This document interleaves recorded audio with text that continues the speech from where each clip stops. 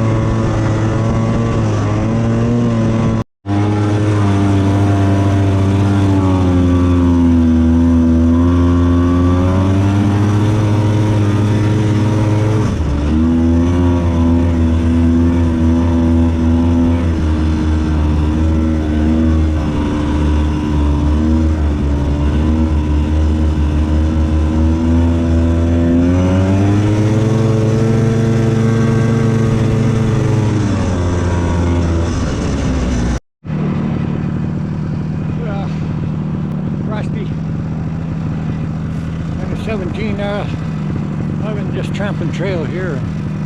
The old girls got to clean some snow out so it don't get too wet. But yeah, we've got over 2 feet of snow. This is different than wet snow. This stuff you bury right to the bottom. Some of it was fluffy, and so I'm gonna make another trip out to the wood patch. I got one around there. We'll get back out there and get another trip done. As long as you keep moving around and whatnot, you know, minus 17, no wind, so I got a good pair of mitts on and going to enjoy the snow. That's what we do. I had snow in my pockets. Again, it broke out, but you can see how deep it is.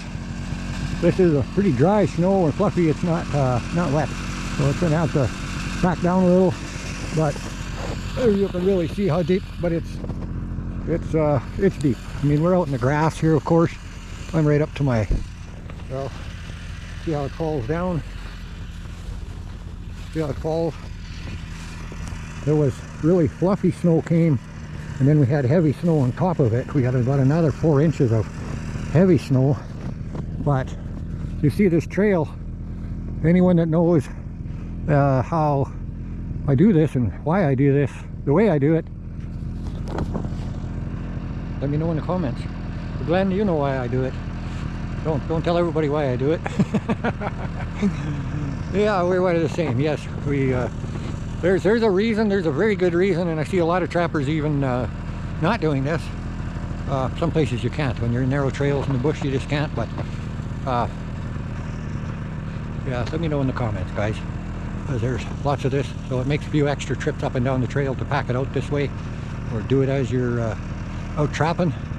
But this is the way I do it. So we're just getting another round and let the old girl cool down a little bit. She's tough slugging.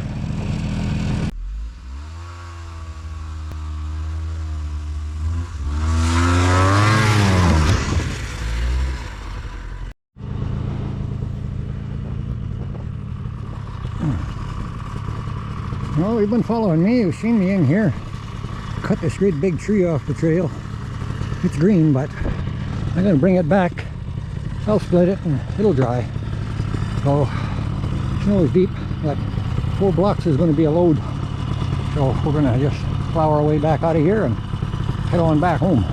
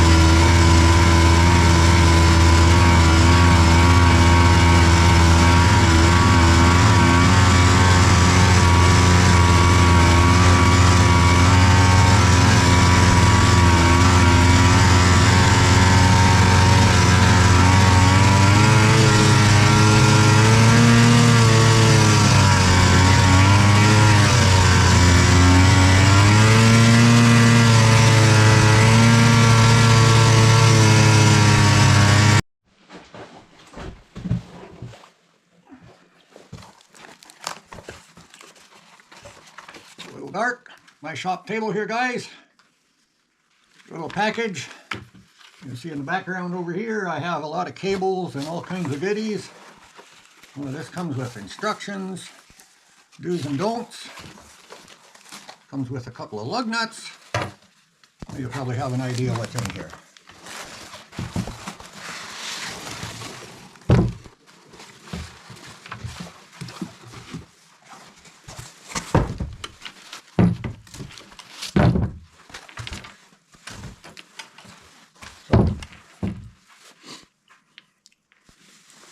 It's kind of dark.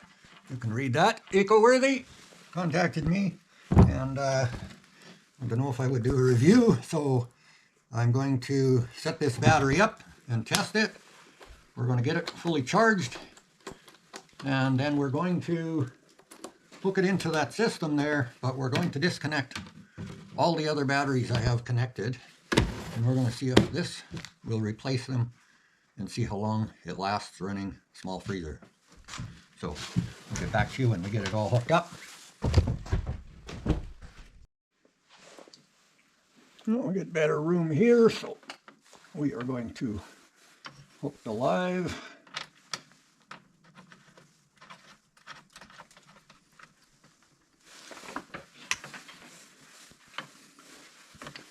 We have a ground.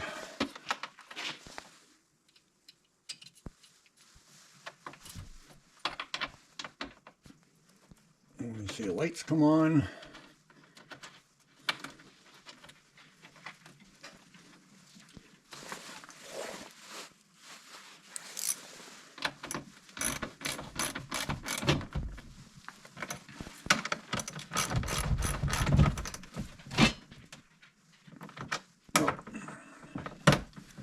We have to loosen these back off, but you can see we have lights blinking on the charge controller. Now I just got to run my 2 cables from here to the inverter, and we'll let it run.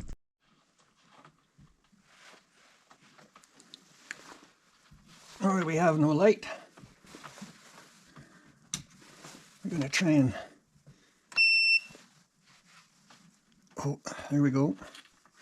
If I can keep it right there.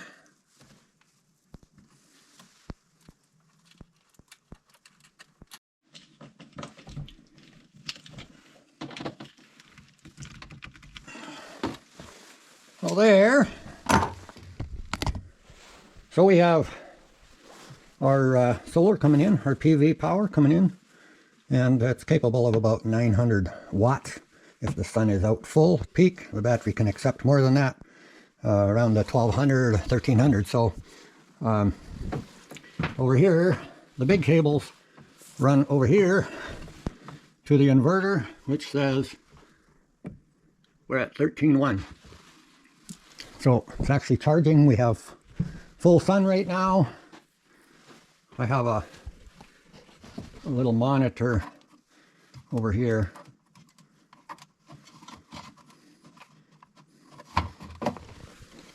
This is plugged into my charge controller. So yeah, it says 13.3 on there. It says happy battery. Now this is an eco-worthy LifePo 4. These are lithium ion phosphate batteries, and you know, their features here are like for more than 4,000 cycles, you know, killing it, charging it, killing it, which should be close to a 10-year lifespan. You know, high energy density, lightweight, a built battery management system, which is a BMS. Your BMS system, it's got sensors there, so it's overcharge protection. When it's killing it, it'll shut it off so it don't wreck the battery. You can, if you are into the Bluetooth, and I'm not, you can scan QR codes, so you can run this all off an app to check, see how much power you have, that kind of thing. I'm hooked up here. Like a little exercise, I can come out to the shop, and I can just push a button, and it'll tell me happy battery. So it's hooked up right now. We're going to run it on this little freezer. Yeah, I have this 5 cubic foot freezer. Oh my goodness. Carrots and tomatoes. No meat down underneath. It's pretty full, but that freezer runs on one battery. We'll see how long. We have a little bit of sunshine today. It's putting a little power back into the battery, so we'll see how that goes.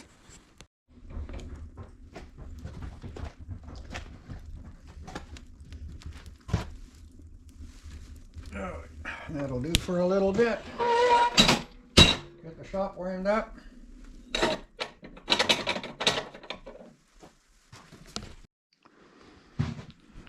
Well, we had sunshine a couple days ago, and we had some cloud yesterday. We got sunny and frosty today, and this is going pretty well. Oh yeah, we're still at 13.1. It was down to 13. It's come back up to 13.1. So this here is replacing this here. This I had, looks like a lot of wires. There is, just because this is the way I had to set it up. I was running 7 lead acid batteries, and usually do me for 2 or 3 cloudy days running that little freezer. And so now I just have them rigged up to a little 12 volt light, but the power coming in is all going to this eco-worthy 12.8 volt 100 amp hour battery. This is kind of going to be the way of the future, I think, guys. This is really really something that one battery can just about do the same. You know, it's held up. I mean, we've got a little sunshine, so it's, you know, it's hanging on there pretty good. So, but yeah, I'm pretty impressed with the battery. And you know, I have my charge controller already. My panels are 24 volt. Charge controller already is set down to 12 volt. but I can only bring in up to 900 watts maximum anyway, so these batteries can take quite a bit more than that. So, you know, you can charge when you're being able to run 50 amp chargers to charge these up fairly quick, stuff like that. It's just something. I'm going to leave a link below. I've done a little test, and so I decided I would do a review. I was pretty happy with it, and so I'm looking forward to working with EcoWorthy in the future, and having these lithium batteries are just, you know, it's keeping them warm. I have a warm shop to keep it in, so, you know, they can't be in the cold, and they can't be where it's too hot. There's a lot of literature in the book here. I'll just show you a little bit, you know, just going through some of the important tips. I mean, of course, don't short them out. Be careful with, you know, setting them up that way and stuff. But when you're storing them, how you hook it up, all that kind of stuff. So when you store them, just don't leave them too long. Throw a little charge on them for a little while, because they it can hurt them if the BMS uses a very little bit of power. So, and when you do store them, it says don't charge them all the way to 100%. You know, leave them at 70, 80%, and that's where you kind of like to keep them. They drop down to 50%. You should be charging them up a little bit. But it's pretty detailed. I can't give you all this information. If I read it all to you, it'd take me 2 hours. So there's 4 or 5 different languages in the book, and you know, the lighting here kind of tells you, you know, 50 Celsius to 40 Celsius, 39.5 Fahrenheit to 105 Fahrenheit, and so that's your batteries are going to run the best if they're are kept just a little bit warm. But all the details and diagrams of how to hook up pairs and all that kind of stuff, building banks, whether it's 2, 4, 6, 8. So a lot of good, you know, make sure you read your instructions, and just storing them properly is going to be the best. Balancing your batteries after you've used them for a while, with if you've used heavy discharge loads on them, then your battery cells might not be all exact, so you may need to do a little balancing. So separate your batteries, balancing them, and hooking them back up again. You know, charge each one separately till they're at the same voltage, and hook them back up. And so they've got, you know, 6 protections in them to help keep from swelling. If you overcharge your batteries, can cause swelling. And other little guides, specifics here on the EcoWorthy 100 amp hour, 12 volt, 50 amp, and charge and discharge, 50 amp maximum, 100 amp, peak currents, 230 amp. So it gives you these little details that you can check out and learn about your battery before you just hook it up. Just do a little checking and into different info and how it's going to possibly work for you in an off-grid system or a backup system. I mean, these can be, you can be hooking them up and just having a backup system too, that you can always just be there just in case. So hope the light is not too bad in here, but just like thank EcoWorthy for today's sponsor, and I will leave a link below so that you guys can check this out and just check out different prices and options. And I can't really give you prices because sales come up and prices change, and so you can get hooked up. They have a lot of different products, not just the LiFePO batteries. They have a lot of different products for off-grid systems, so check them out, and we'll probably have a discount code in there for you and all that good stuff. So we'll get back to you a little later, and enjoy for now. Well, off-grid power, yeah, you betcha. we're out of the shop here, but can see a little bit better. But we have that battery. You know, I've done a little research, and I'm going to be doing another review on it, but not for 3 or 4 months, because them batteries are apparently pretty awesome to run on electric boat motors. And if you follow my videos at all, I'm out doing some fishing in the summertime, and I run a 40 thrust trolling motor. So we'll see how it, put it to the test and try it out this summer and see how it runs. We'll take a solar panel along. I have a couple. If you follow my videos, I have solar on my camping gear. So we'll catch you all later. Hope you enjoyed the video. And yeah, a little bit of sun on the panels, not much, but apparently it's better if you keep the snow cleaned off of them. So we'll see what happens. Sounds like somebody's going to go for a skidoo ride. Sounds good over there.